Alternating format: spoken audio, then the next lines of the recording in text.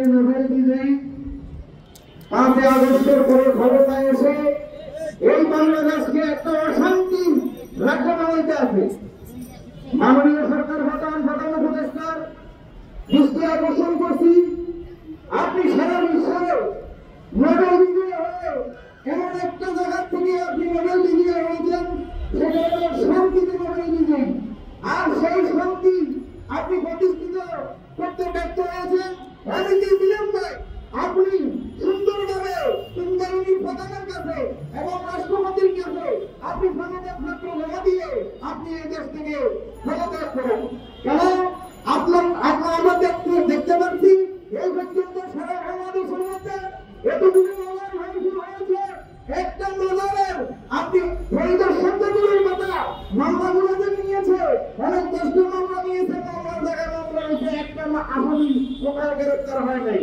তাই আমরা বুঝতে পেরে গেছি আপনি ব্যর্থ, আপনার সরকার ব্যর্থ, আপনি অনতিবিলম্বে আপনার ভোট থেকে সন্তানে বৃদ্ধি আছে এই জিনিসটা ডাক্তার ইউনিভার্সিটির কারাগার কাজে ফেরত রাখবেন। কেন আমরা উপদেষ্টার পরিষদ পর্যন্ত যেতে পারি না, আমাদের সেই যাওয়ার যোগ্যতা সেই দিকে আমাদের নেই। আপনারা অনেক বিলম্ব এই ডাক্তার ইউনিভার্সিটির পদত্যাগ চাই। কেন সে নোবেল বিজয়ী শান্তিতে, কিন্তু সে দেশকে শান্তিতে রাখতে পারে নাই। তার উপদেষ্টা এবং মিডিয়া ব্যক্তিরা আপনারা দেখেছেন, তার উপদেষ্টারা দুর্নীতি এবং নিয়োগকারীত্ব প্রমাণ সহ তারা থাকছে। দেশবাসী আমরা সূরা ফুরকান 25 নম্বর সূরার মধ্যে আছে যে রহমানের বান্দারা তিনি নম্রভাবে চলাফেরা করে। আপনারা আমাদের এই সুবিধের চরিত্র পরীক্ষা করেন। আমরা এতগুলো মাজার মানুষে আমরা কাউকে একটা আঘাত করি নাই, আমরাই নম্র। আজকে আল্লাহর বান্দারা এই রহমানের বান্দাদের মাজার বাড়িঘর উৎখাত করতেছে।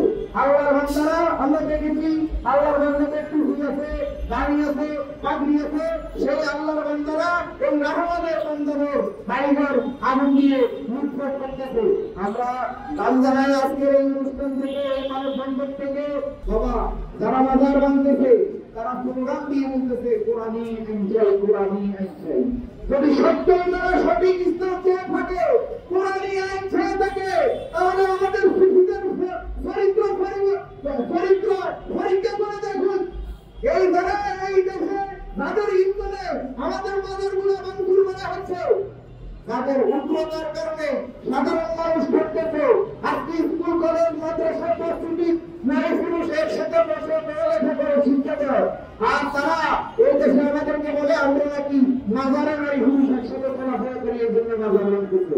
তাহলে ওদের কাছে মদকা নিরাপদ, সিনেমা হল নিরাপদ, সব জায়গা নিরাপদ, শুধু আজকে মাজার কেন নিরাপদ হচ্ছে আমরা তাদের কাছে মানতে চাই।